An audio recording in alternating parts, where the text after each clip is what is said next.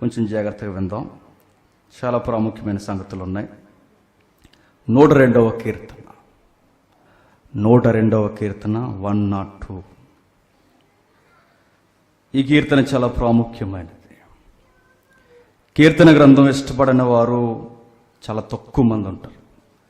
కీర్తనలు అనుభవిస్తూ పాడుకునేవారు సొసైటీలో ఎప్పుడూ ఉంటారు. నేను ఎప్పుడు ఆనందపడే మాట నేను చూడాలనుకుంటాను, కానీ నాకు ఎప్పటి దొరకట్లా. ఆ మాట ఏంటంటే, ఒక కీర్తనగా ట్యూన్ చేసి పాడేసే రచయితలు ఎవరైనా ఉంటే బాగుండి అనిపిస్తుంది. కానీ కీర్తనలో కొన్ని మాటలే తీసుకుంటారు. అక్కడక్కడ కొన్ని కీర్తనలో కొన్ని లైన్స్ తీసుకుని పాటలు రాస్తుంటారు. కానీ నిజానికి ఇవి కీర్తనలు కాదు, కానీ జీవిత పాఠాలు అవి.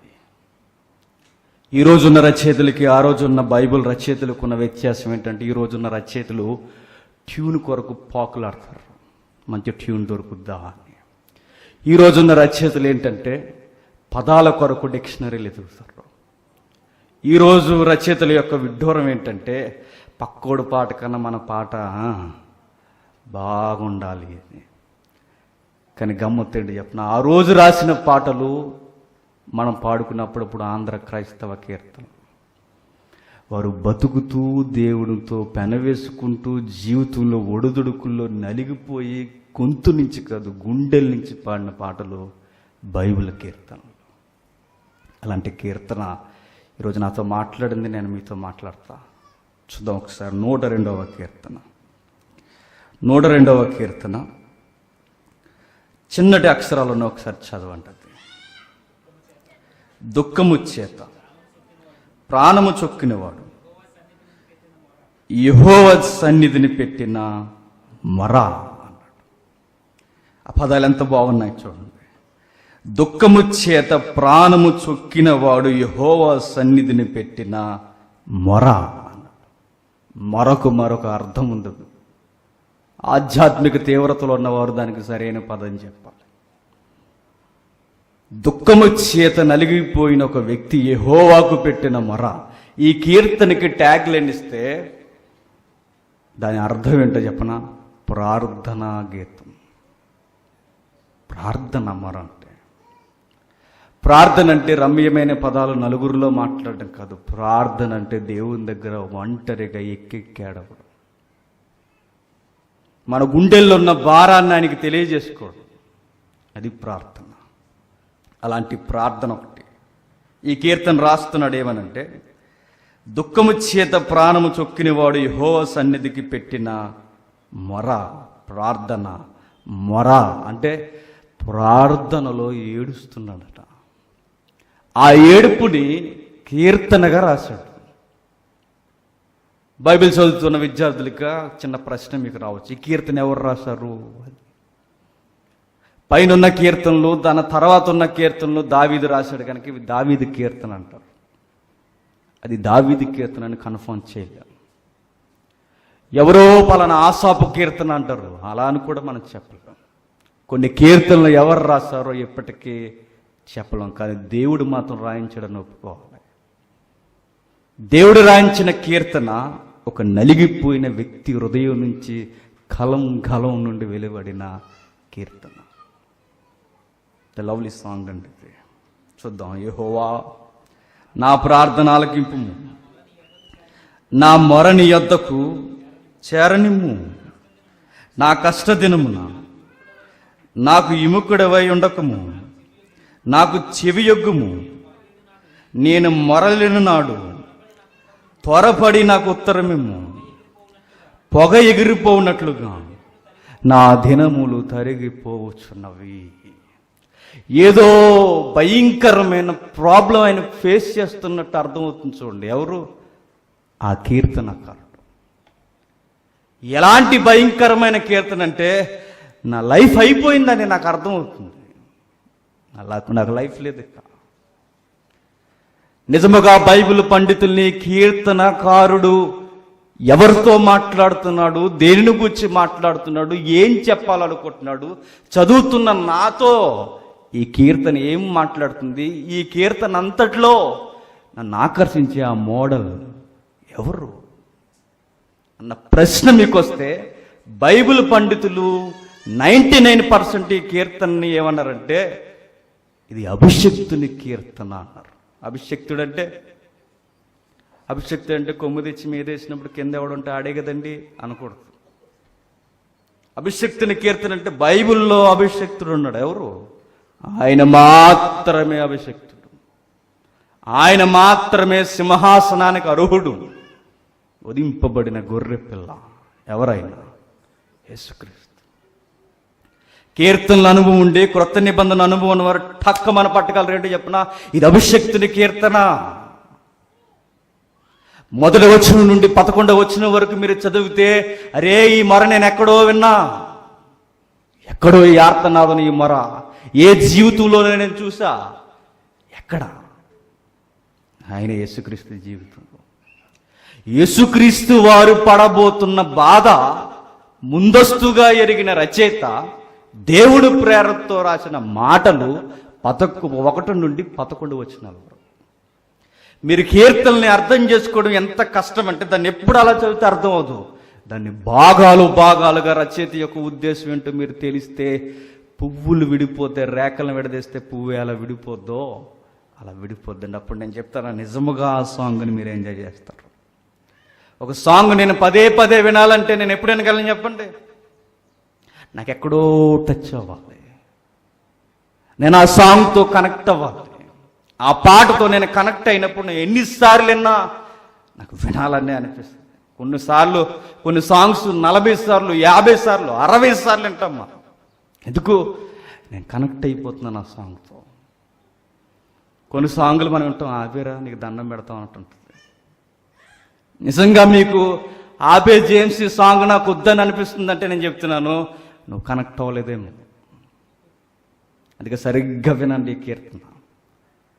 ఇప్పుడు మాట్లాడుతున్న ఈ మాటలు మీరు ఒక్కసారి అలా స్క్రీన్ మీదకి తెస్తే, ఒక్కసారి మీ కళ్ళు అని ఆ తెర మీదకి అలా తెస్తే, ఆ తెర మీద మీకు కనబడేది ఎవరంటే ఆర్తనాదనం చేస్తూ 33.5 సంవత్సరాలు నలిగిపోయిన దైవాకారం, దైవంలో ఉన్న దైవమైన మానవ ఆకారంలో నలిగిపోయిన అభిషక్తుడు. ఇప్పుడు ఆయన మనసులో పెట్టుకుని చదవండి. ఎక్కడో ఈ మాటలకు కనబడుతుంటాయి. పొగ ఎగిరిపోయినట్లుగా నా దినములు తరిగిపోవచ్చున్నవి, పొయ్యిలోనిది కాలిపోవున్నట్లుగా నా ఎముకలు కాలిపోయి ఉన్నవి. ఎండ దెబ్బకు వాడిన గడ్డె వల్లే నా హృదయం వాడిపోయి ఉన్నది. భోజనము చేయుటకై నేను మరిచిపోవచ్చున్నాను. నా మూలుగుల శబ్దములు నా ఎముకలను నా దేహమునకు అంటుకొని పోయినవి. నేను అడవిలోని గోడబాతునంటే ఒంటరిగా అయిపోయాను. పాడైన స్థలముల్లో పగిడి కంటే నున్నాను. రాత్రి మెలకుగా నుండి ఇంటి మీద ఒంటరిగా ఉన్న పిచ్చుకు వలె ఉన్నాను. దినమెల్లా నా శత్రువులు నన్ను నిందించుచున్నారు.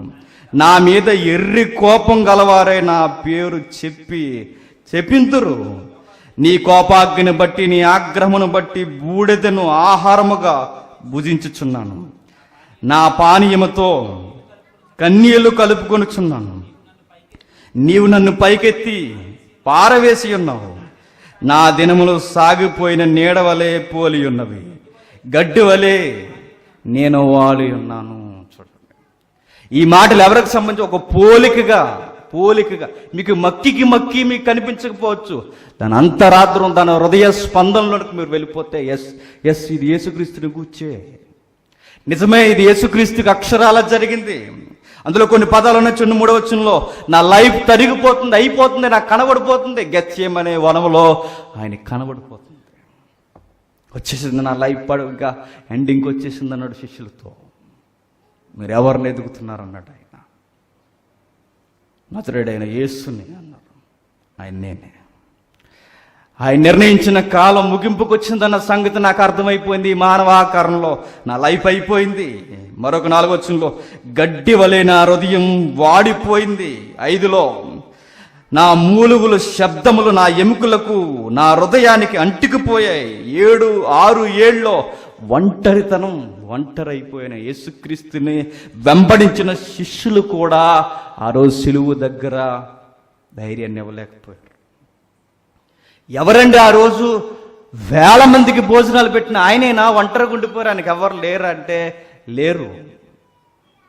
ఇంటి మీద ఒంటరి పిచ్చికి తోడు లేకపోతే ఎంత చూడ్డానికి జాలిగా అనిపిస్తుందో, ఆకాశానికి భూమికి మధ్య ఆ సర్వోన్నతుని కుమారుడు దేవసుతుడు ఆయన ఒంటరిగా వేలాడిపోయాడు, ఒక్కడిగా ఉండిపోయాడు. ఆ టైంలో మరలా చెప్తున్నాడు, ఈ కీర్తన ఆయనది అనడానికి బలమైన వచనం ఏంటంటే 8వ వచనం, దినమెల్లా నా శత్రువులు నన్ను నిందించుచున్నారు, నా మీద ఎర్రి కోపం గలవారై నా పేరు చెప్పి శపించెదరు. ఏమంటున్నాడు చూడండి, దినమెల్లా.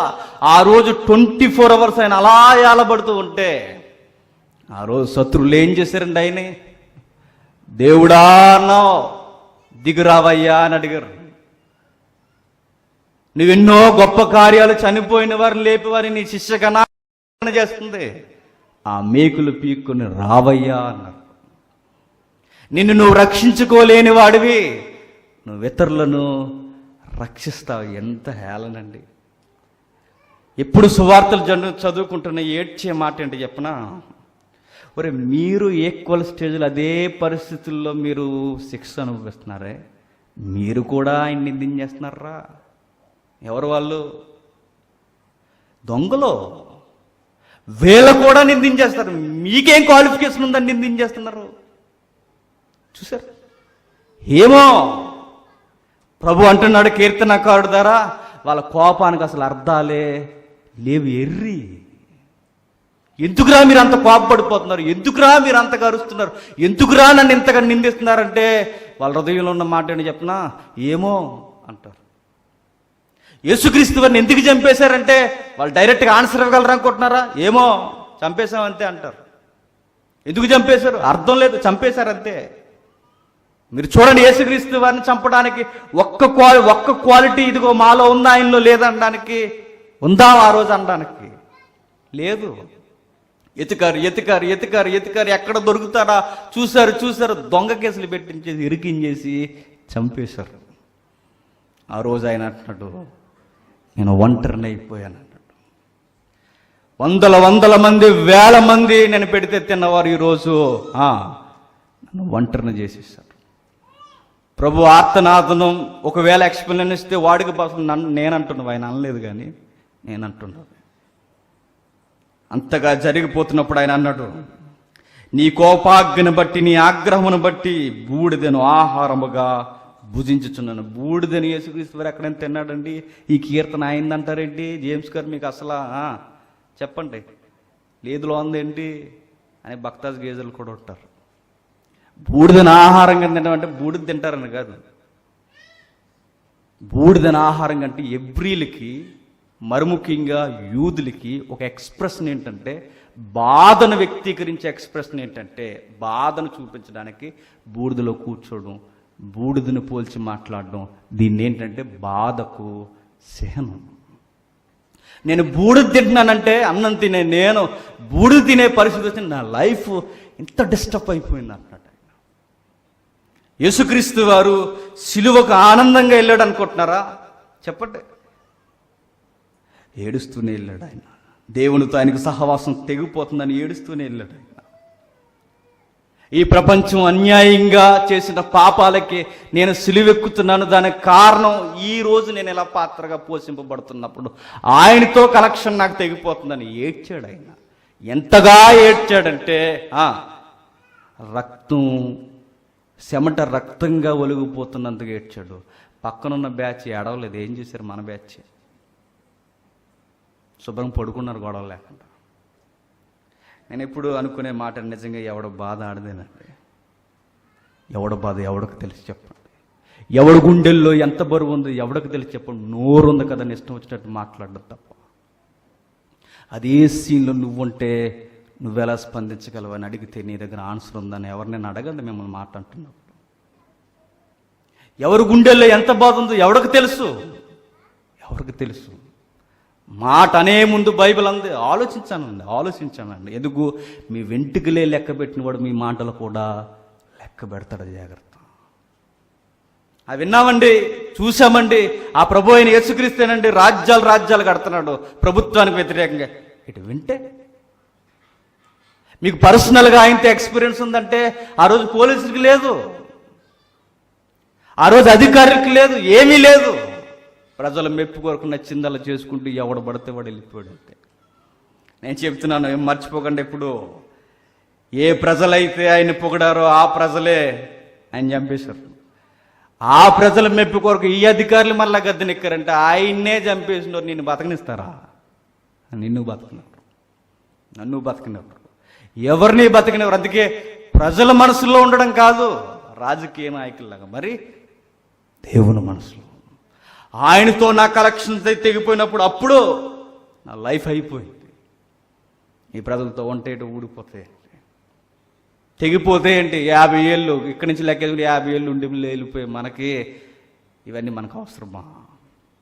నాకు నిజంగా కోపం వచ్చేప్పుడు అనిపిస్తుంది అండి అప్పుడప్పుడు, ఆ రోజు ప్రభు ముందు నిలబడతాం, ఆ రోజు చూసుకుందాం అనిపిస్తుంది.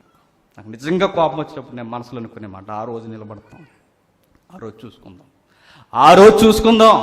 కానీ వీళ్ళకి అలా ఎందుకు అనిపిస్తుంది అంటే దాని మీద విశ్వాసం లేదు కనుక ఈరోజే మనం గొడవలు పెట్టేసుకుందాం అంటారు. చూసారా? కీర్తనకారుడు అంటున్నాడు, ఇంకా అంటున్నాడు, ఏమని మాట్లాడుతున్నాడో చూడండి. నా దినములు సాగిపోయిన నీడను పోలి ఉన్నవి, గడ్డి వలె నేను వాడి ఉన్నాను. యెహోవా, నీవు నిత్యము సింహాసనాసీనుడు, నీ నామస్మరణ తరతరములు ఉండెను. బాగా ఈ కీర్తన విడదీద్దాం జాగ్రత్తగా. మొదటి వచ్చిన నుండి 11 వచ్చిన వరకు ఎవరి విజ్ఞాపనగా మరగా కనిపిస్తుంది? అది చెప్పాలి. చెప్పకపోతే నేను చెప్తున్నాను, మళ్ళీ చెప్తాను. చెబితే ఒకసారి చెప్తాను. ఈ మొదటి వచ్చిన నుండి 11 వచ్చిన వరకు ఎవరు మాట్లాడుతున్నారా? మరెవరిది? రాసిన రైటర్ది కాదు, మరి అభిషిక్తుని యొక్క మొర. ఆయన లైఫ్కి అన్నీ అప్లై అవుతాయి. చూడండి, యెషయా గ్రంథం 53వ అధ్యాయం ఆయనదే అనడానికి మోమాటం లేకుండా ఎలా అయితే ఏలెత్తి చూపిస్తామో 102వ కీర్తన కూడా ఆయనదే అనడానికి ఏమాత్రం తడుకోవాల్సిన అవసరం లేదు.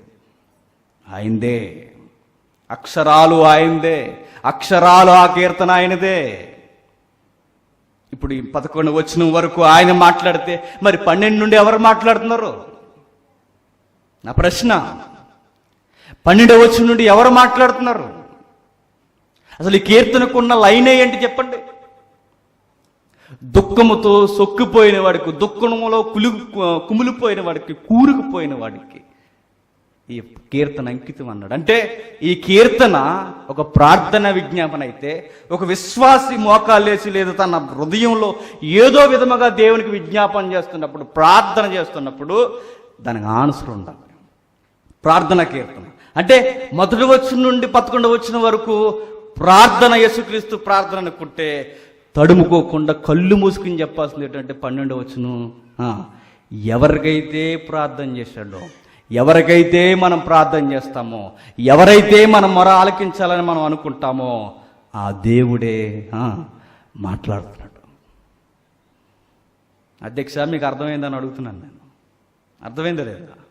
12వ వచనం నుండి మాట్లాడేది ఎవరు? దేవుడు మాట్లాడుతున్నాడు. దానికి మైనస్ గుర్తు లేదని ఆయన మాట్లాడతా లేదనుకోకండి. ఎప్పుడు గుర్తుపెట్టుకోండి, ఈ మైనస్ గుర్తులు వచనాలు తర్వాత విడదీశారు. ఆదిలో వచనాలు లేవు. వచనాలు అంటే వచనాలే లేవని కాదు, అంకెలు ఉన్నాయి చూసారు పక్కన, అవి లేవు. అధ్యాయాలు లేవు. ఎలా ఉండేదంటే ఒక లెటర్ ఎలా అయితే లైన్ బై లైన్ ఉంటుందో అలా ఉండేది బైబిల్. ఆ తర్వాత సౌలభ్యం కొరకు ఇంత బైబిల్ ఉంది కనుక సౌలభ్యం కొరకు అందరూ చూడాలంటే అధ్యాయాలు ఇచ్చి వచనాలు ఇచ్చి విడదీశారు మేధావులు. అందుకే కొన్నిసార్లు మైనస్ గుర్తులు పడలా, కొన్నిసార్లు వచనాలు పడాల్సిన దగ్గర పడలేదు. చూద్దాం. 12వ వచనంలో యెహోవా మాట్లాడుతున్నాడు. ఎవరితో? ఆ రోజు యేసుక్రీస్తు వారికి ఆయన జవాబు ఇస్తున్నాడు. ఈ మాటలు మీరు ఎక్కడో చదివారు, ఇప్పుడు మీకు అర్థమవుతుంది. చూడండి. యెహోవా, నీవు నిత్యము సింహాసీనుడవు, నీ నామస్మరణ తరతరములో ఉండును. ఏంటట? ఇప్పుడు వరకు యేసుక్రీస్తు వారన్న మాటలేంటి? ఏమన్నాడు? కొన్ని పదాలు నేను చెప్తాను చూడండి. పొగ ఎగిరిపోయినట్లుగా నా దినములు తరిగిపోయిచున్నవి. నెక్స్ట్, నా ఎముకలు కాలిపోయి ఉన్నవి. నెక్స్ట్, హృదయము వాడిపోయి ఉన్నది. నెక్స్ట్, భోజనం చేయడం కూడా మర్చిపోయినందుకు. దుఃఖం ఉన్నవాడికి బిర్యానీ తినాలనిపిస్తుంది. నీకు దుఃఖం ఉన్న బిర్యానీ తినేస్తుందంటే అదంతా ఏంటి చెప్పండి? నటనన్నమాట. నిజంగా బాధ ఉన్నవాడికి భోజనం చేయలేడు. గుర్తుపెట్టుకోండి, ఆ రోజు యేసుక్రీస్తు వారు సిలువ వేసే సమయానికి 3 రోజుల నుంచి ఆయనకి ఆహారం లేదు. మీరు లెక్కలేసుకుని ఇంటికి వెళ్ళిన తర్వాత నెక్స్ట్ ఇంకా కొన్ని పదాలు నేను లేపుతాను చూడండి. ఎర్రివాని కోపం వలె నా పేరుని హేళన చేసేస్తున్నారు. ఇదంతా ఒక పక్కన ఉంటే, నేను వ్యక్తిగతంగా పడేవి నీ పాత్ర నెరవేర్చడానికి నేను బాధలు పడుతుంటే, మరలా ఇది సరిపోదు అన్నట్టు నాకు మరింత ఏళ్ళని ఏంటంటే, నా శత్రువులు దొరికిందే సొందని ఏం చేస్తున్నారు?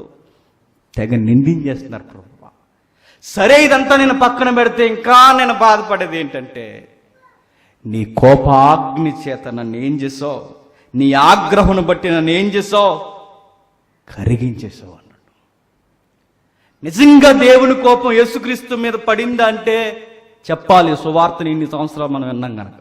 ఎస్, ఆ రోజు కలవరి గిరి మీద ఆయన అంతగా భయంకరముగా, ఆ రోజు ఒంటరిగా అలా విగత జీవిగా ఆయన ఉండిపోవడానికి కారణం ఏంటి చెప్పండి?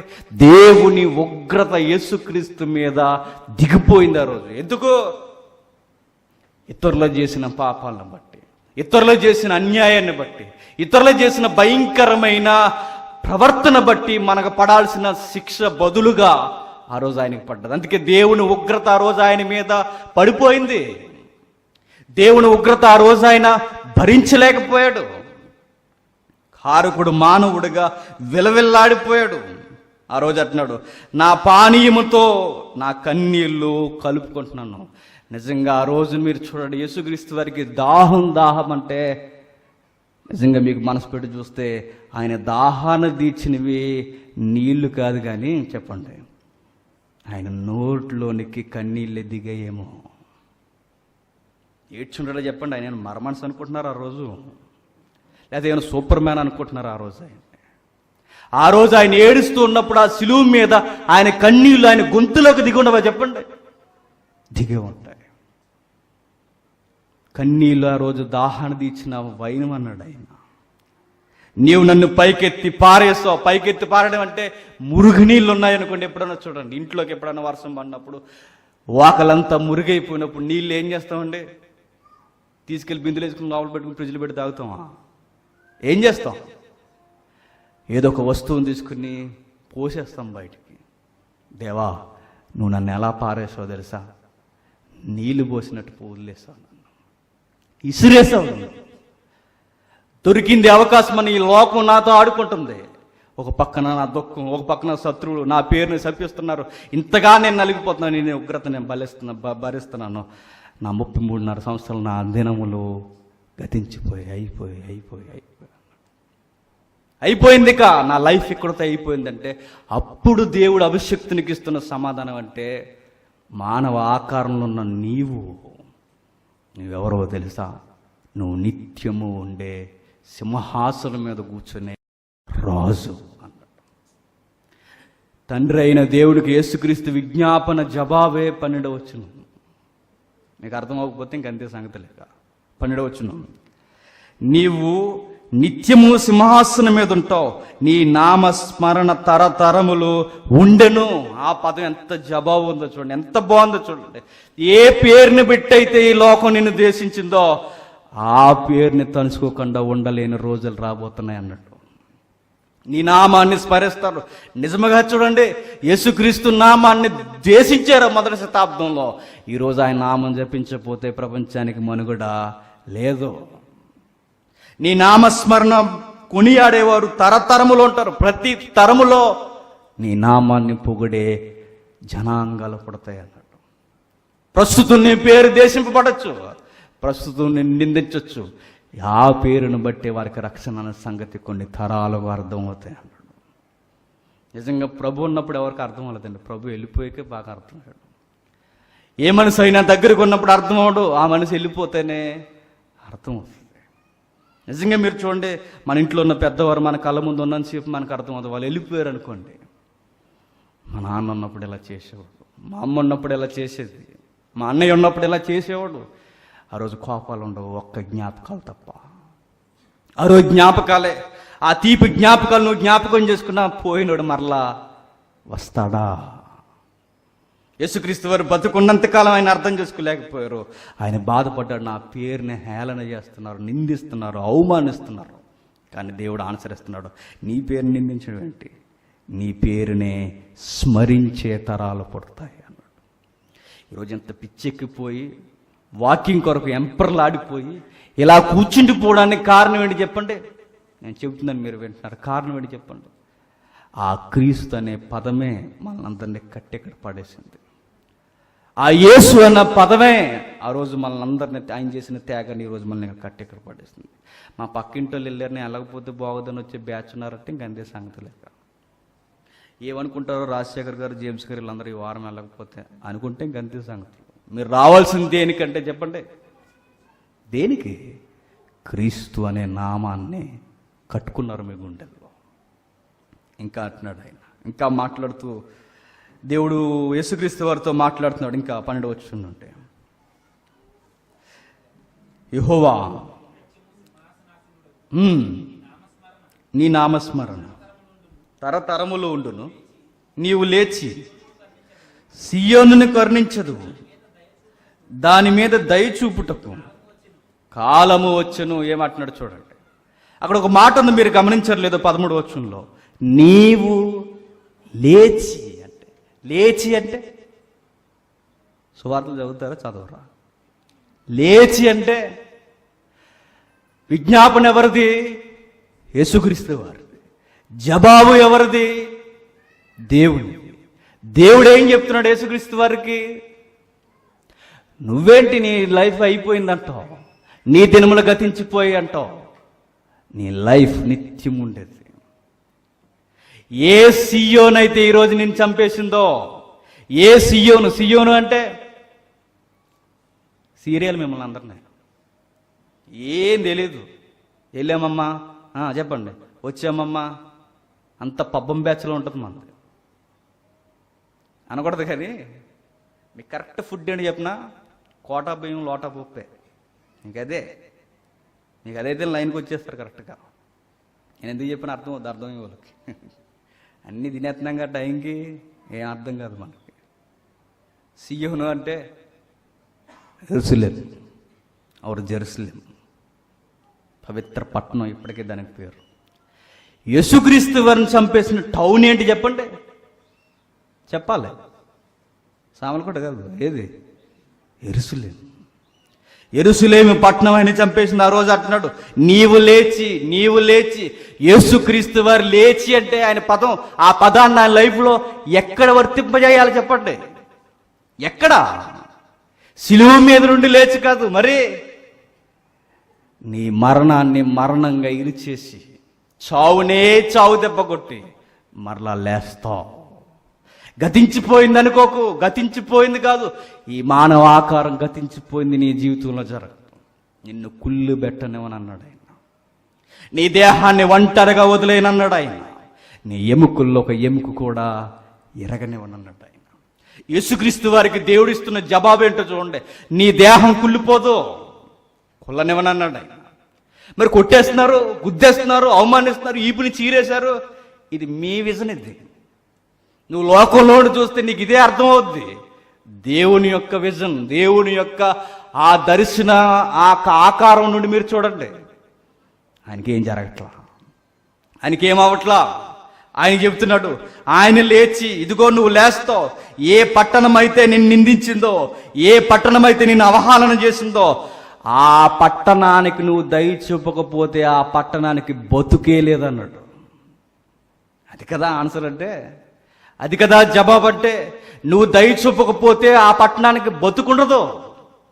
యేసుక్రీస్తు వారు అంటాడు ఏమని, అయ్యో యెరూషలేమా, ఎన్నాళ్ళు లోబడకపోతుంది, ఎన్నాళ్ళు వల్లకపోతుంది, ఎన్నాళ్ళు నీతిమంతులను చంపుతావు, ఎంతకాలం నీతిమంతుల రక్తాన్ని ఒలికిస్తావు. నీకుండే ఆన్సర్, నువ్వు మరలా బతకాలంటే, దేవుని ఉగ్రత ముందు నువ్వు నిలబడాలంటే, యెరూషలేమా నీకుండే ఆన్సర్ ఏంటో చెప్పనా? దేవుని కుమారుని హక్కును తీర్చుకునేంత వరకు యెరూషలేం పట్టణమా నీకు బతుకులేదన్నాడు. ఏ పట్టణం అయితే యేసుక్రీస్తుని చంపేసిందో ఆ పట్టణానికి ఎవరి దయ కావాలట? ఆ చంపబడిన వాడి దయ కావాలట. నిజంగా దేవుడు ఆలోచన మనకు అర్థం అండి. లోకం అనుకుంటుంది అయిపోయింది అనుకుంటాం, కానీ దేవుడు అంటాడు స్టార్ట్ అయింది అంటాడు. స్టార్ట్ అవుద్ది. పునరుద్ధానం అనే దానికి పునాది ఆ రోజు అవమానం, నిందలు, బాధలు. ఇంకా నిర్ణయ కాలం వచ్చును. నేనే నిర్ణయించా ఆ పీరియడు. నువ్వు 33 సంవత్సరాల్లో ఉండాలన్నది నేనే నిర్ణయించా. కొన్ని నిర్ణయ కాలములు, సమయములు తండ్రి కోరుకొని నిర్ణయించాడు అన్నాడు ప్రభు. నెక్స్ట్ ఇంకా దాని రాళ్ళు నీ సేవకులకు ప్రియములు, వారు దాని మట్టిని కనికరించెదరు. అప్పుడు అన్యజనులు యెహోవా నామమునకు భూరాజులందరూ నీ మహిమనకును భయపడుదురు. యాలయనగా యెహోవా సీయోనును కట్టి ఉన్నాడు, ఆయన తన మహిమతో ప్రత్యక్షమాయను. ఏమంటాడో చూడండి, ఏమని మాట్లాడుతున్నాడో చూడండి. అప్పుడు ఎప్పుడు అందుకే ఎక్కువగా జరగాల్సిన ఏంటి చెప్పిన? ప్రసంగాలు కాదు, ఎక్కువ జరగాల్సింది బైబిల్ స్టడీ జరగాలి. బైబిల్ స్టడీ అంటే ప్రతి సంఘంలో ఒక ఎవాంజలిస్ట్ అంటాడు. ఏమనంటే సంఘం ఎప్పుడు 3 దశలుగా నడుస్తుందట. ఒకటి teaching, preaching, next Bible study. 2 సరిగ్గా ఉండాలంటే 3వది కరెక్ట్గా జరగాలి. ఏంటి? బైబిల్ స్టడీ జరగాలి. ప్రీచింగ్ అంటే ప్రసంగం చేయడం, హెచ్చరించడం. టీచింగ్ అంటే నేర్పించడం. టీచింగు, ప్రీచింగు 2 కలిపి జరగాలంటే బైబిల్ స్టడీ జరగాలి. బైబిల్ స్టడీ ఎప్పుడైతే జరిగిందో సంఘం ఏ టైంలో ఎలా వ్యవహరించాలో తెలుస్తుంది. అందుకే స్టడీ క్లాసులు సంఘాల్లో తక్కువ జరిగితే, ప్రసంగాల క్లాసులు మాత్రం ఎక్కువ జరిగితే. మీరు చెప్తున్నాను, ఆదివారం ఆరాధనకి జనం ఎక్కువ వస్తారా? బైబిల్ స్టడీకి జనం ఎక్కువ వస్తారు చెప్పండి. ఎనీ చర్చ్ మీరు ఏదైనా తీసుకోండి. ఆదివారం ఆరాధన అంటే అమ్మాయి అనుకుని వెళ్ళిపోవచ్చు. అది స్టడీ అంటే ఆ మనసు వదలడం. ఎవరు ఆ బోధకుడు ఎవరైతే ఉన్నారో. అందుకే స్టడీకి 10 మందే ఉంటారు, ఆరాధనకి ఎక్కువ మంది ఉంటారు. 200 మంది 100 మంది ఉన్నారు, ఊపు వస్తుంది ఎవరికైనా. రాధ చెప్పండి, అదే ప్రసంగం. కానీ ఊపులు ప్రసంగాలు కాదు. బైబిల్లో ఉన్న ఉద్దేశాలు టీచింగ్ అవ్వాలి. ప్రీచింగ్ అన్ని వేళ పనిచేయదు, టీచింగ్ చాలా అవసరం. అందుకని అడుగుతున్నారు ప్రతి పదం ఎవరు అని. అప్పుడు అన్నాడు. ఎప్పుడు చెప్పండి? నీవు లేచినప్పుడు. నీ పునరుద్ధానం తర్వాత ఈ ప్రపంచంలో జరిగేది ఏంటంటే అన్యజనులు కూడా నన్ను స్తుతిస్తారు. నిజమే కదండి? ఆ పదాన్ని ఒకసారి చూడండి. అన్యజనులు యెహోవా నామమునకు భూరాజులందరూ నీ నామమునకు భయపడుదురు.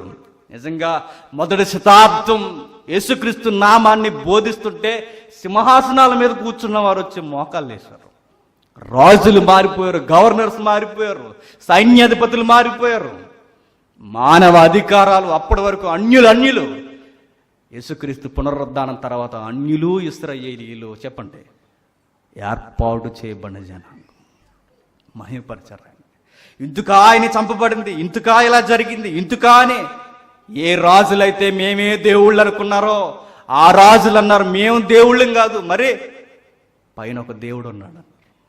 ఆ దేవుణ్ణి మహిమపరచారు. ఇంత స్పష్టంగా ఆ రోజు రాజులు, ప్రభుత్వాలు కూడా అర్థం అవడానికి కారణం ఏంటంటే ఆయన పునరుద్ధానం.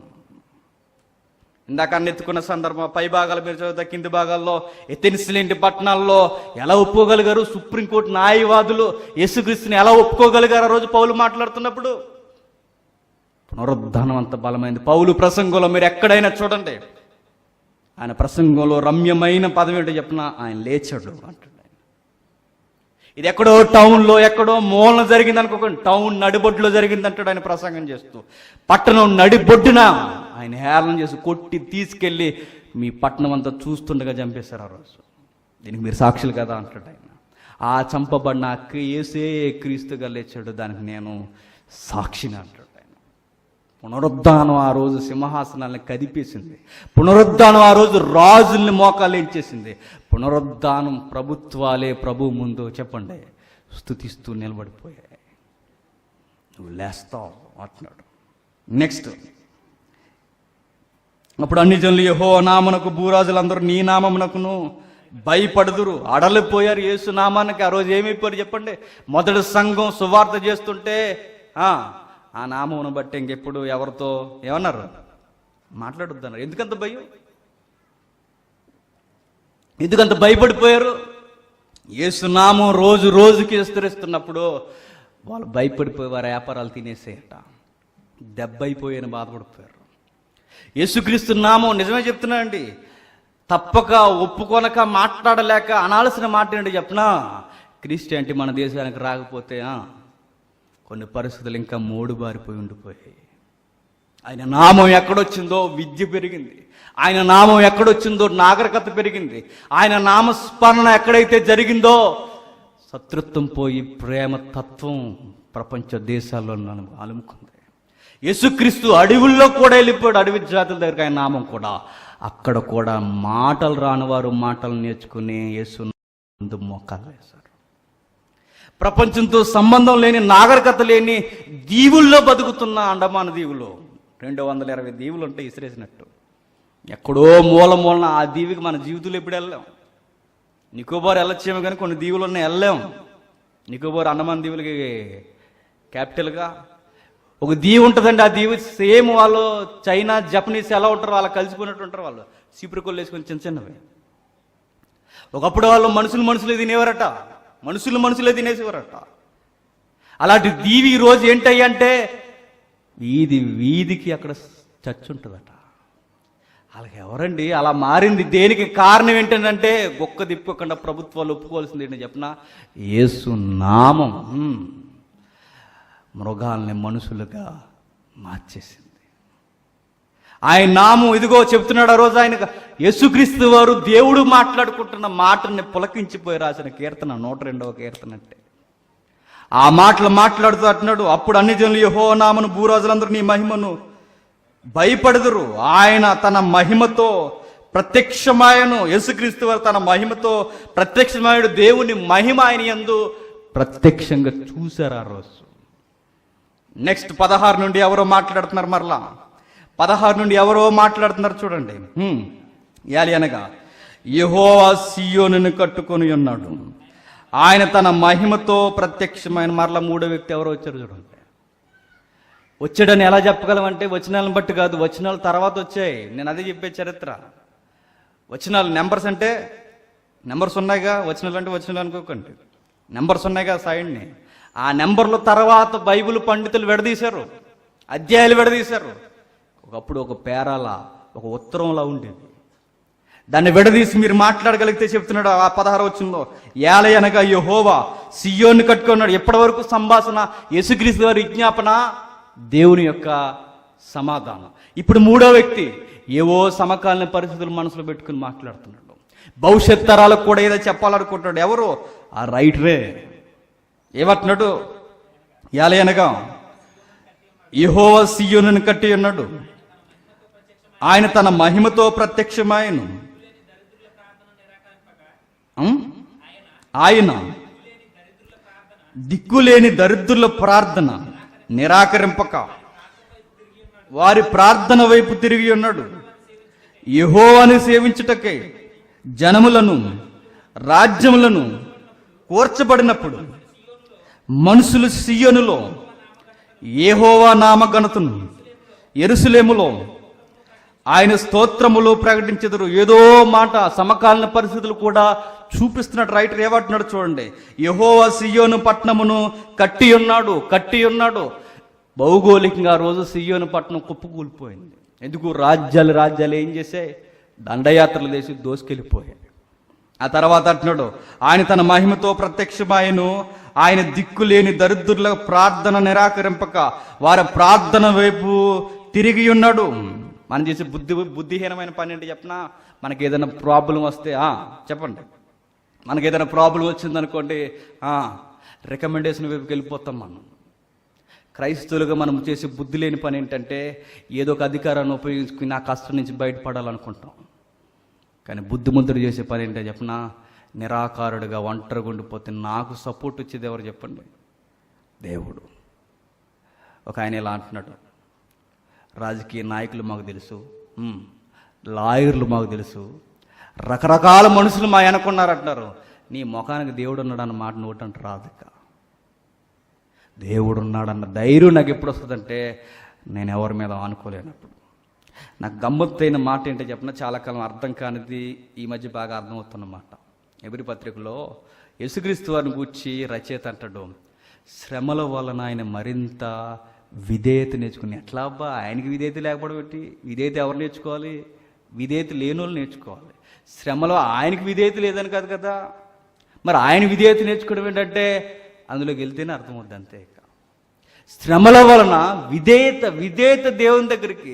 ఈ రచయిత కూడా ఏమంటున్నాడంటే, ఇదిగో మేము ఇలా కొప్పుకూలిపోవడానికి, ఒంటరి అయిపోయి దరిద్రం అయిపోవడానికి కారణం ఏంటంటే, మాకు ఎవరూ లేకుండా ఒంటరిగా బిగుసుకుపోవడానికి కారణం ఏంటంటే మా ప్రార్థనను ఆలకిస్తావు, మా ప్రార్థనను జవాబిస్తావు.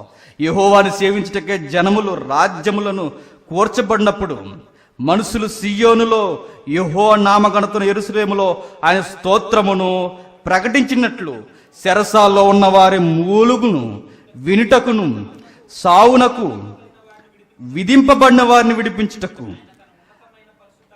ఆయన తన ఉన్నతమైన పరిశుద్ధాలయము నుండి వంగి చూసిననియు, ఆకాశము నుండి భూమిని దృష్టించిననియు, వచ్చి తరము తెలుసుకున్నట్లుగా ఇవి రాయబడవలను.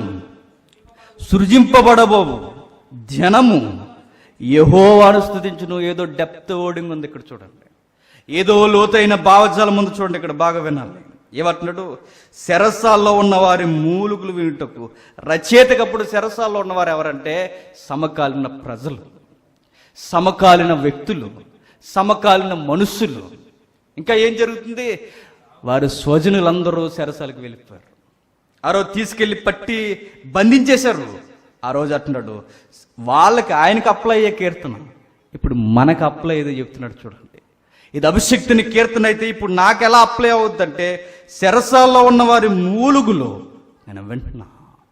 తీసుకెళ్ళి ఎక్కడ పడేశారట? జైల్లో పడేసి బంధించేశారట.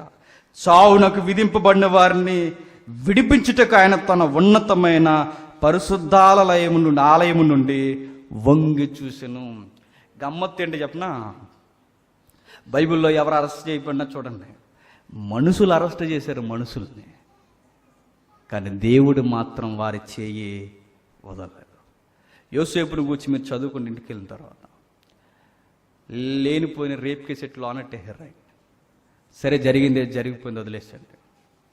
అదే టైంలో మనం ఏమంటే చెప్పినా, ఆ నిప్పు లేకుండా పొగొస్తుందా? నిప్పెట్టేది మీరే, పొగెట్టేది మీరే, మళ్ళీ మాకు ట్యాగ్లైన్స్ ఇచ్చేది మీరే.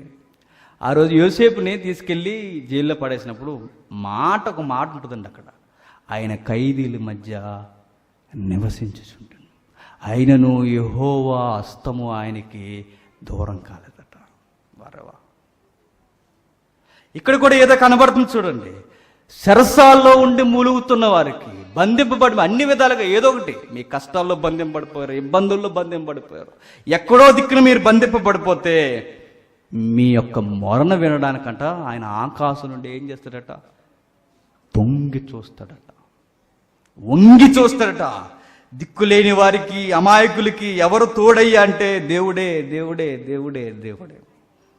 మరి దిక్కున్నవాడికి తోడునన్ను మొండి ప్రశ్న అడిగితే ఆడికి అవసరం లేదనుకుంటున్నాను, నాకు చాలా దిక్కుందనేసి.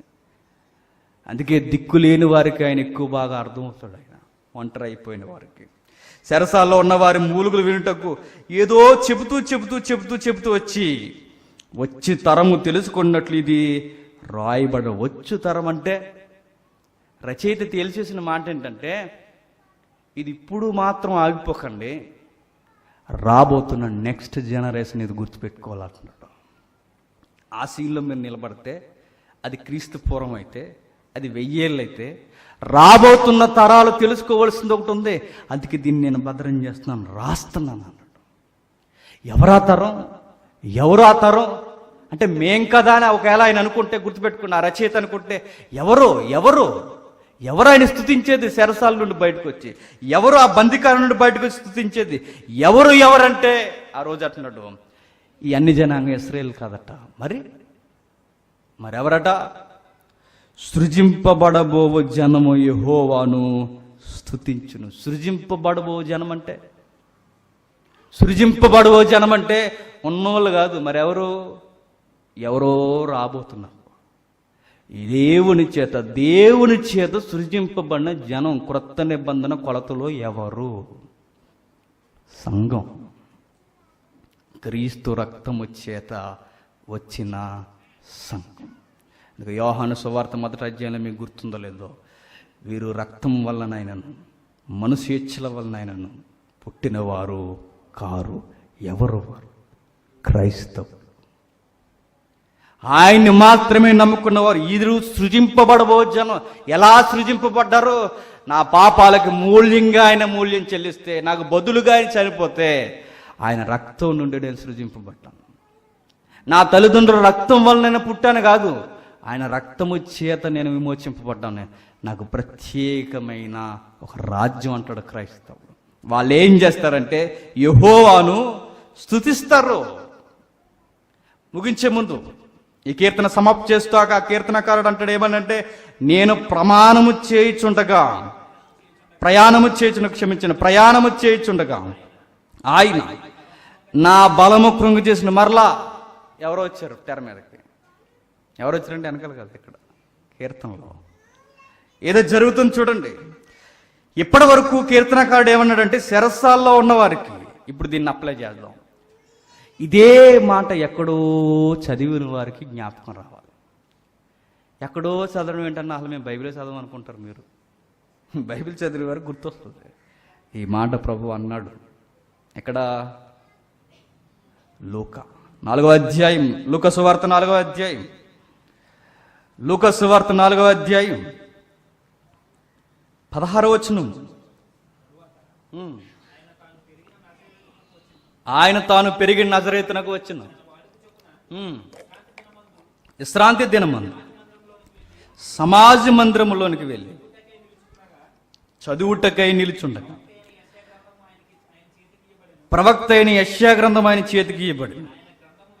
ఆయన గ్రంథము విప్పగా ప్రభు ఆత్మ నా మీద ఉన్నది, బేదలకు సువార్త ప్రకటించుటకు ఆయన నన్ను అభిషేకించింది, చెరలో ఉన్న వారికి విడుదల, గుడ్డి వారికి చూపు కలుగునని ప్రకటించుటకును, నలిగిన వారిని విడిపించుటకును, ప్రభు యొక్క యథాస్త్రమును ప్రకటించుటకును ఆయన నన్ను పంపి ఉన్నాడు. ఈ మాటలు చూడండి ఎక్కడో కనెక్ట్ అవుతున్నాయి. కీర్తనగాడు అన్న మాట ప్రభు ఎత్తుతూ యెషయా గారు అన్న ప్రవచనం కూడా కలిపి లూకా గారు రాశారు. ఏమని? ఇది యెషయా 66:1 ఉంటుంది. ఏమనంటే, ప్రభు ఆత్మ నా మీద ఉంది, బేదలకు సువార్త ప్రకటించటకు ఆయన నన్ను అభిషేకించింది, చెరలో ఉన్న వారికి విడుదల. ఇప్పుడు మీరేనంటే పరిస్థితులు బాగలేదు, దుఃఖముతో చొక్కిన వారికి, దుఃఖములో కూరుకుపోయిన వారికి ఈ కీర్తన అంకితమని భావం. ఆ కీర్తన చిన్న అక్షరాలు అదేగా. చిన్న అక్షరాలు ఏం రాశాడు? దుఃఖములో సొక్కిపోయిన వారికి, దుఃఖం అనే నదిలో కొట్టుకుపోతున్న వారికి ఈ కీర్తన అంకితం అన్నాడు. ఎలా అంకితం? నాకు ఎలా భరోసా ఇస్తుంది? నాకు ఎలా అంకితం ఈ కీర్తన అంటే, ఈ కీర్తనలో మీరు చదువుకోవాల్సింది ఏంటి చెప్ప, అర్థం చేసుకోవాల్సింది ఏంటి చెప్పనా? ఈ కీర్తనలో సృజింపబడబో జనమా అనగా సంగమా, నీకున్నేది ఎవరో చెప్పనా? నిత్యము సింహాసనం మీద ఉండేవాడు. ఈ కీర్తన చాలా రమ్యంగా ఉంటుంది నిజంగా.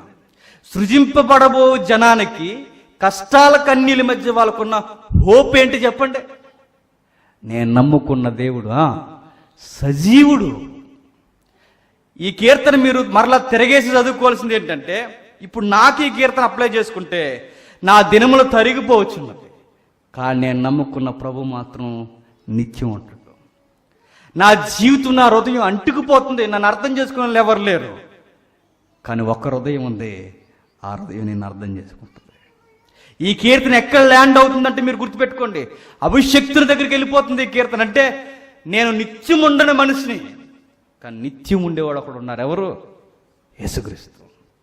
నేను మట్టిలో కూరుకుపోయాను, ఆయన మరలా తిరిగి లేచాడు. నేను ఈ శ్రమల గుండా కొట్టుకుపోయాను, ఆయన శ్రమలను చంపి మరలా లేచాడు. ఈ కీర్తనలో ఈ కీర్తనకారుడు ఇస్తున్న ఆన్సర్ ఏంటంటే, ఇదిగో మీరు నమ్ముకున్న ప్రభు నిన్న నేడు నిరంతరము ఏకరీతిగా ఉన్నాడు అంటాడు. మరలా స్టార్ట్ అవుతుంది. మీకు ఇంకా వచ్చిన గమ్మత్తుంది ఇక్కడ 24లో, నేను ఎలాగ మనవి చేసిస్తుని నా దేవా నా దినముల మధ్య నన్ను కొనిపోకు. మరలా ఇదేంటి? ఇప్పటివరకు ఎంతమంది వ్యక్తులు మనం చూసాం? ఎంతమంది వ్యక్తుల్ని? 3. ఎవరెవరు? యేసుక్రీస్తు వారు, తండ్రి అయిన దేవుడు, ఆ రచయిత. ఇప్పుడు మరలా ఎవరో వస్తున్నారు 24వ వచనంలో. ఎవరు? మరలా యేసుక్రీస్తు వారు వస్తున్నాడు. చెప్పిన మాటే మరలా చెప్తున్నాడు. కీర్తన అంటే ఏంటి? పల్లవి మరలా వస్తుంది. అది నీకు అర్థమైంది లేదా? పల్లవి చరణమే తెలుసా? అవి ఏంటంటే ఇంక అంతే సంగతి లెక్క. పల్లవి అంటే ఏంటి? ఫస్ట్ పాడింది మరలా వస్తుంది. మీరు ఇప్పుడు ఒక పాట పాడమనుకోండి, యెహోవా నా మొరలు ఆలించాను, ఆ తర్వాత మరలా పదం వస్తుంది చరణం అయిన తర్వాత. అలాగే ఈ కీర్తన మరలా పల్లవి వస్తుంది. ఆ పల్లవులో మరలా నాకు కనిపించేది ఏంటంటే క్రీస్తు యొక్క మొర. ఆ మొర ఏంటో మరలా చెప్తున్నాడు. నేను ఇలాగ మనవి చేసి తిని, నా దేవా నా దినముల మధ్య నన్ను కొనిపోకుము, నీ సంవత్సరములు. మరలా ఈ 24లో అబ్జర్వ్ చేయాల్సిన ఒక పాయింట్ ఉంది. ఏంటి చెప్పండి? 24లో విజ్ఞాపన ఉంది, 24లో ఆన్సర్ కూడా ఉంది. అర్థం కాకపోతే ఇంకంతే సంగతులు. మరలా 24లో విజ్ఞాపన ఏంటంటే, నా దేవా నా దినముల మధ్య నన్ను కొనిపోకు, నా దినముల మధ్య హఠాత్తుగా నన్ను తీసుకెళ్ళిపోకు. కేవలం 33 సంవత్సరాల్లో నీ కార్యాలు నెరవేర్చాలని నాకు గీత గీస్తావు. ఈ మధ్యలో ఎప్పటికప్పుడు నన్ను ఓడిపోనివ్వకు, ఈ శ్రమల్లో నన్ను కూరుకుపోనివ్వకు, నీ చిత్తం నెరవేరేంత వరకు, ఆ పాత్ర నేను పోషించేంత వరకు నన్ను బతకనే అన్నాడు. నన్ను మధ్యలో తీసిపోక అన్నాడు. అప్పుడు ప్రభు అంటున్నాడు, నీ సంవత్సరములు తరతరములు. అంటే దాని అర్థం ఏంటి? నువ్వు ఆగిపో, నువ్వు నిత్యం ఉంటావు అన్నాడు. ప్రభు యొక్క విజ్ఞాపనకి పరలోకమందున్న దేవుడు వెంటనే సమాధానం 24 వచనంలో 2 ఉన్నాయి. ఆది యందు నువ్వు భూమికి పునాది వేసితివి, నువ్వు వీరు చేసే శ్రమలకి ఆన్సర్ చేయాల్సిన అవసరం లేదు. నువ్వెవరో తెలుసా? ఆ రోజు నేను సృష్టి నిర్మాణం జరిగిస్తున్నప్పుడు నువ్వు కూడా నాతో ఉన్నావు. ఇది ఆయన అంటున్నాడు అన్నాను. కన్ఫర్మ్ ఏంటి? నేను అంటున్నానని కాదు. మాట తిప్పుకుండా గొక్క మలపకుండా ఒక ఆయన మనకి డైరెక్ట్ స్టేట్మెంట్ ఇచ్చేసాడు. ఆయన ఎవరైనా? హెబ్రీ గ్రంథకర్త. చూద్దాం ఒకసారి, ఇది చదివి అక్కడికి వెళదాం. నీ సంవత్సరంలో తరతరములు ఉండెను, ఆది యందు నువ్వు భూమికి పునాది వేసితివి, ఆకాశములు కూడా నీ చేతి పనులే, అవి నశించును గాని నీవు నిలిచిందువు. అవన్నీ వస్త్రం వల్లే పాతగిలును, ఒక అంగవస్త్రము తీసివేసినట్లు నీవు వాటిని తీసివేయదువని అవి మార్చబడును. నీవు ఏకరీతిగా ఉండేవాడు. ఏంటి ఆ మాటలకు అర్థం ఏంటి చెప్పండి? కృంగిపోయాను, ఆవిరైపోయినా, దినాలు ముగిసిపోతున్నాయి, మధ్యలో ఏమైపోతానంటే దేవుడు అంటున్నాడు, నువ్వు నిరంతరం ఉండే ఏకరీతిగా ఉండే మనుషుడు. ఈ కీర్తన ఏమంటుందో చెప్పినా, దేవుడే కాదు ఆ దేవుడికి ఉండే గుణలక్షణాలు మెస్సయ్యకు కూడా ఉన్నాయంటుంది కీర్తన. అది కీర్తన. మెస్సయ్య ఎట్టివాడో మీకు తెలియాలంటే దేవుడు ఎట్టివాడో మెస్సయ్య అభిషక్తుడు కూడా అట్టివాడే. విల్కాక్ అనే ఒక భక్తుడు ఏమంటాడంటే, మంచి మాట అన్నాడండి ఆయన. విల్కాక్ అనే భక్తుడు ఏమంటాడంటే గుర్తుపెట్టుకోండి, ఈ కీర్తన అచ్చంగా 102వ కీర్తన అభిషక్తుని కీర్తనే అన్నాడు. ఇంకొక మాట అడుగు ముందుకేసి ఆయన అంటాడు, ఈ కీర్తన అభిషక్తుని కీర్తన అని ఆ తరాలకి బాగా తెలుసు అన్నాడు. ఎలా చెప్పగలరు అని అంటే ఆయన అంటాడు, ఎంత బాగా తెలిసిండకపోతే ఈ కీర్తన అభిషక్తుని కీర్తన అని వారికి తెలిసిండకపోతే హెబ్రీ గ్రంథకర్త తడుముకోకుండా దాన్ని ఎలా పరిచయం చేస్తాడు అన్నాడు ఆయన. హెబ్రీ ప్రజలు వెంటనే ఆ కీర్తన ఆయన గూర్చి అని అన్నాడంటే ఆ కీర్తన హెబ్రీ ప్రజలకు బాగా సుపరిచితం. ఏమని సుపరిచితం? ఇది అభిషక్తుని కీర్తన అని బాగా తెలుసు వాళ్ళకి. అభిషక్తి ఎవడో అనుకోకండి, ఎవరో వస్తారనుకోకండి. ఆయన వచ్చేసాడు, వెళ్ళిపోయాడు. ఆయన ఎవరో కాదు, ఆ నజరేతు నుంచి వచ్చిన యేసే క్రీస్తు అంటాడు. అది కోడింగ్ చూడండి. విచిత్రమైన అధ్యాయం ఎబ్రీ పత్రికలో మొదటి అధ్యాయం. కీర్తనలతోనే ఆన్సర్ ఉంటుంది మొదటి అధ్యాయం. అది విచిత్రం. ఇప్పుడు చదవండి ఎబ్రీ పత్రిక మొదటి అధ్యాయం. ఎబ్రీ పత్రిక మొదటి అధ్యాయం 10-12 వచనాల వరకు. నువ్వు ఆది యందు భూమికి పునాది వేసితివి, ఆకాశములు కూడా నీ చేతి పనులే, అవి నశించును గాని అవన్నీ వస్త్రముల వలె పాతగిల్లు, అవి వస్త్రము వలె మార్చబడును గాని నీవు ఏకరీతిగానే ఉన్నాయి. ఇక్కడ అబ్జర్వ్ చేయవలసిన కొన్ని పదాలు ఉన్నాయి. ఇక్కడేమన్నాడు చెప్పండి. ఇక్కడ ఏమన్నాడంటే 7వ వచనం 12వ వచనం 24వ వచనంలో 2వ భాగం ఒకే ఆన్సర్. అది మాకు అర్థమవుతుందో లేదు? అర్థమవుతుందా? 11వ వచనమా? అవి నశించును కానీ ఇక్కడ ఈ కీర్తనలో 102లో 12వ వచనం ఆన్సరు, 24వ వచనం నుండి వస్తున్న ఆన్సరు 2 ఒకటే. ఎందుకు? పల్లవి మరలా పాడారు అనడానికి అన్నమాట. ఏమని చెప్తున్నాడు చూడండి. అబ్జర్వ్ చేయవలసిన ఒక మాట ఉంది. 12వ వచనంలో యెహోవా నీవు నిత్యము సింహాసీనుడవు అన్నాడు. ఇక్కడేమన్నాడు చూడండి. ఇక్కడేం రాయబడిందంటే 24వ వచనంలో ఒక మాట ఉంది. 8వ వచనంలో, క్షమించండి, మొదటి అధ్యాయం 8వ వచనంలో, తన దూతను గురించి చెప్పుచున్నాడు గాని తన కుమారుని గురించి అయితే దేవా అన్నాడు. దేవా అంటే ఈ మానవ ఆకారం నుండి పోయిన మానవుడు కాదు, నీ స్థితి నిరంతరం ఉండేది అని దేవుడవు అన్నాడు. నువ్వు దేవుడవు అని ఎవరన్నారు? యేసుక్రీస్తు వారిని దేవుడే అన్నాడు. అది రమ్యమైన ఆన్సర్. అక్కడ నువ్వు దేవుడు అని అన్నది ఎవరంటే దేవుడే యేసుక్రీస్తు వారిని దేవుడే అన్నట్టు. కానీ ఇది మనకు అర్థమవుతుంది. కానీ కొంతమంది ప్రార్థన చేస్తున్నప్పుడు ఈ మధ్యకాలంలో ఆయన చేస్తుంటే నేను విన్నా, దేవా దేవుడు ప్రజలను బాగా చూడన్నాడు అని గొడవ లేకుండా. నువ్వు ఎవరు ప్రార్థన చేస్తున్నావు? దేవుడు ప్రార్థన చేస్తూ దేవుడు ప్రజలను బాగా చూడంటున్నాడు ఆయన. చూసారు? అంటే ఆయన విజను అర్థవంతంగా లేదు. కానీ ఈ ప్రార్థనా గీతంలో అర్థం ఉంది. ఏమని అంటున్నాడంటే దేవుడితో అంటున్నాడు, నువ్వు దేవుడు అని. దేవా నీ సింహాసనం నిరంతరం నిలుచుచున్నది, నీ రాజ్యదండము న్యాయార్థమైనది, నీవు నీతిని ప్రేమించితివి, దుర్నీతిని దేశించితివి. అందుచేత దేవుడు నీ తోడువారి కంటే నిన్ను హెచ్చించినట్లుగా ఆనంద తైలముతో అభిషేకించిన. రైటర్ మాట కూడా తీసుకుని కలుపుతున్నాడు. ఎవరు రాస్తున్న ఎబ్రీ గ్రంథకర్త? కొన్ని పదాలు కలిపి మాట్లాడుతున్నాడు ఎబ్రీ గ్రంథకర్త. అందుకే దేవుడు నీ తోటి వారి కంటే నిన్ను హెచ్చించినట్లుగా ఆనంద తైలముతో అభిషేకించిన. ఎక్కడ కనబడుతుంది ఈ మాట అంటే? ఫిలిప్పీ పత్రిక అనేక మార్లు చదివేస్తాం క్రిస్మస్ సీజన్ వచ్చేసరికి. అన్ని నామముల కంటే పైనామము ఎవరైనా? యేసుక్రీస్తు. అన్ని నామముల కంటే పైనామం. ఫిలిప్పీ పత్రికలు అదే, కీర్తనలు అదే భావజాలం. నెరవేర్పు జరిగిందంటే జరిగింది. యేసుక్రీస్తు నామం అన్ని నామముల కంటే ఎత్తైనది, ఘనమైనది. ప్రతి మోకాల్లో ఆయన ఎదుట ఆనుకోవలసినదే. గమ్మత్తు మరొక మాట చూద్దాం. ఇదే కీర్తనలో 10వ వచనం నుంచి మనకు కనబడుతుంది. అదే కీర్తన భావం 10వ వచనం నుండి, ప్రభువా నీవు ఆది యందు భూమికి పునాది వేసితివి. మరియు అంటే దా భాగానికి ఈ భాగానికి మధ్యలో మరియు అంటే ఏంటి? మరి అంటే ఇంకా ఉందండి. అందంటే ఏంటండి? ఆ మ్యాటర్ అక్కడితో అయిపోలేదు, కొనసాగుతుందండి. మరియు ఇంకా ఉంది. అప్పుడు అంటున్నాడు ఏమనంటే, ప్రభువా నీవు ఆది యందు భూమికి పునాది వేసితివి. ప్రభువా అని ఏ ప్రభు అని అంటున్నాడు చెప్పండి. మీకు అర్థమవుతుందో లేదు? ప్రభువా అని ఏ ప్రభు అంటే దేవుడు హోదా. అది ఒక రాజుని పొగడత కన్నా గొప్పది. రాజులు కూడా ప్రభు అనేవాడు. దేవుడు అంటున్నాడు యేసుక్రీస్తు వారితో, ప్రభువా నీవు ఆది యందు భూమికి పునాది వేసితివి, ఆకాశంలో కూడా నీ చేతి పనులే, అవి నశించును గాని నీవు నిరంతరము నిలిచియుందువు. అవన్నీ వస్త్రము వలె పాతగిలును, వాటిని మడిచివేతు, అవి వస్త్రం వలె మార్చబడును గాని నీవు ఏకరీతిగానే ఉన్నావు. నీ సంవత్సరములు తరగవు.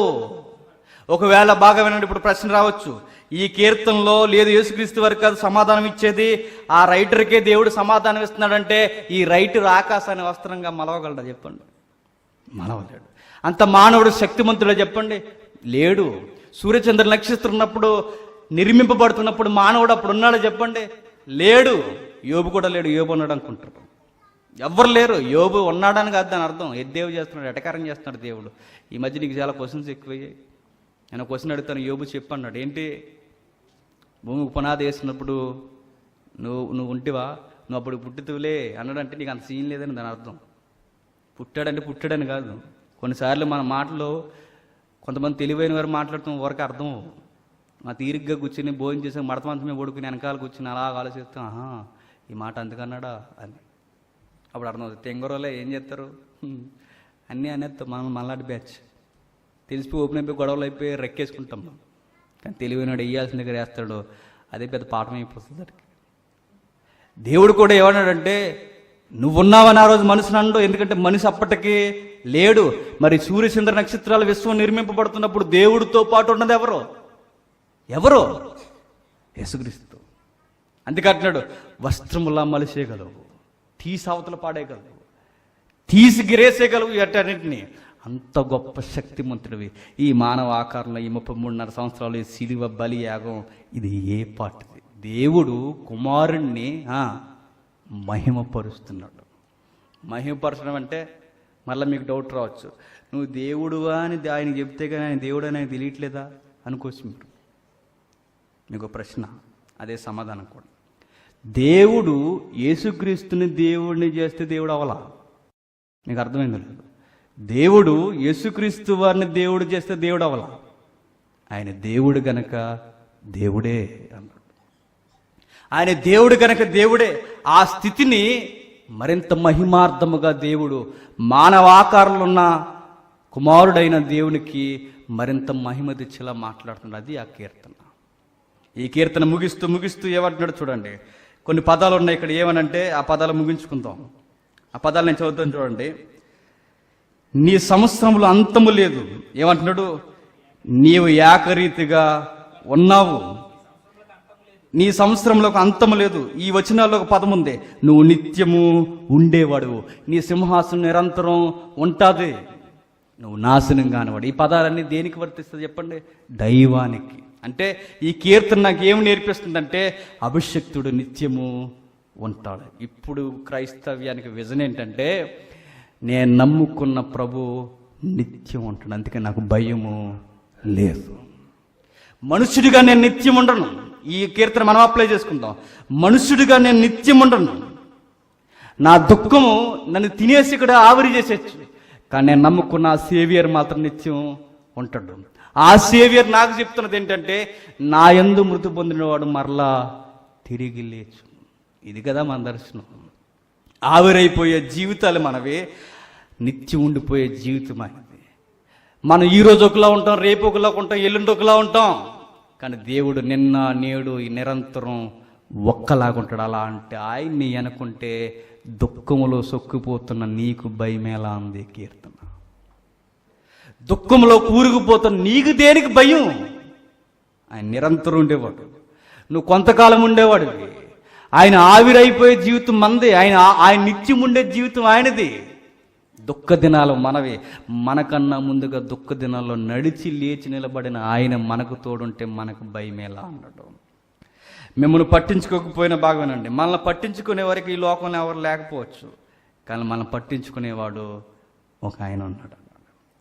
సిలువ నాకు ఏమి నేర్పిస్తుందంటే మెడలో సిలువ వేసుకోమని నేర్పించట్లేదు, మరి ఆ సిలువ నాకు ధైర్యాన్ని ఇస్తుంది. ప్రపంచ దృక్కోణం నుంచి చూస్తే ఓడిపోయినట్టు కనబడుతుంది సిలువ. అదే దేవుని యొక్క కళ్ళద్దాల్లో నుంచి చూస్తే అది విజయానికి ప్రారంభం. ఆ విధముగా మీరు చూడండి, ఆ విధముగా ఈ కీర్తన చూడండి. మంచి మాట, ఒక మాట నేను ముగిస్తానండి. ఈ లైన్ నేనే రాసుకున్నా, నాకు బాగా నచ్చింది. మారని దేవుడు మన జీవితాన్ని మార్చేవాడు ఆయనే. మారని నా జీవితాన్ని మార్చేవాడు ఒకడు ఉన్నాడు. ఆయన ఎవరంటే మారని దేవుడు. నిన్న నేడు నిరంతరము ఏకరీతిగా ఉంటాడు ఆయన. ఈ మధ్యకాలంలో చాలామంది వ్యాఖ్యానాలు ఇస్తూ అది శిక్షాకాలం అండి, ఇది కృపాకాలం అండి, అందుకని ఆడింది ఆట పాడింది పాట అంత లేదు. మరి దిక్కుమాల డాక్టర్స్ ఎక్కడి నుంచి వస్తే నాకు తెలియదు. అంత లేదు. దేవుడు ఎప్పుడు ఒకలానే ఉంటాడు. ఆయన ఎప్పుడు ఒకేలా ఆన్సర్ చేస్తాడు. దుఃఖంలో ఉన్న వారికి ఆయన ఇచ్చే జవాబు ఈ కీర్తన ఏంటంటే, మీరు పిండేయండి ఆ కీర్తనలు ఇచ్చే జవాబు ఏంటంటే, మీ కొరకు అభిషక్తుడు ఉన్నాడు అంటాడు. సృజింపబడిన సంఘానికి అనగా క్రైస్తవులకి ధైర్యం ఏంటంటే, యేసుక్రీస్తు మాకు ఉన్నాడు. మేము చెరసాల్లో ఉన్నా, దుఃఖ దినముల్లో ఉన్నా, కొట్టుకుపోయిన శత్రువులు మా పేర్లు నిందించి దూషించేసిన, హేళన చేసేసిన, పొడి చేసిన, మేము నమ్ముకున్నవాడు మాకు ఉన్నాడు. అది ఈ కీర్తన. ఇప్పుడు ఈ కీర్తన మనకు ధైర్యం ఇవ్వట్లా. ఇంత చెప్పినా మీకు ధైర్యం ఇవ్వట్లేదంటే చెప్పండి, మరి మీ ధైర్యం ఏంటో మీకు అర్థం అవ్వాలి. నాకు తెలీదు. నిజముగా అండి, గుర్తుపెట్టుకోండి, మన దుఃఖంలో ఉన్నప్పుడు కొందరు మాటలు మనకు ధైర్యాన్ని ఇస్తాయి. పర్లేదురా, నువ్వు అసలు నీ గురించి నీకు తెలియట్లేదు అంటాడు. ఇది మనిషి అంటే నీకు ధైర్యం ఇస్తుందే, సాక్షాత్తు దేవుడే ఏం పర్లేదురా నీకు నేను ఉన్నానంటే ఆ ధైర్యం ఎలా ఉంటుంది చెప్పండి. ఆ ధైర్యం వేరు కదా, అది కీర్తన. ఇంకోటి గుర్తుపెట్టుకోండి, చివరికి ఒక మాట అనేసి నేను ముగించేస్తాను. బాధల్లో ఉన్నప్పుడు ఆ పలకరింపులు వేరు, సంతోషంలో ఉన్నప్పుడు పలకరింపులు వేరు. మీరు సంతోషంలో ఫంక్షన్ వాతావరణంలో ఉన్నప్పుడు మీరు పలకరించండి ఎవరినైనా, మిమ్మల్ని మర్చిపోతారేమో పలకరింపు అందుకున్నవారు. కానీ బాధల్లో ఉన్నవాడిని పలకరించండి, మర్చిపోవటం. నేను అంటాను, దుఃఖ దినాలు మన లైఫ్లోకి వస్తే దేవుడు మాట్లాడిన గడియలు ఉంటాయి చూసారా, ఆ గడియలు మనం ఎప్పటికీ మర్చిపోలేము. అందుకే సంతోషంగా ఉన్నవారిని పలకరించకపోయినా పర్లేదు, కానీ ఎవరైనా మీ కుటుంబాలు మీ మధ్య ఎవరైనా నలిగిపోయిన వారు ఉంటే వారిని పలకరించండి. నా దుఃఖ దినాల్లో నన్ను పలకరించిన కీర్తన ఈ 102వ కీర్తన. అందుకే దీన్ని ఎప్పటికీ నేను మర్చిపోలేను. God bless you. ప్రార్థన చేసుకుందాం.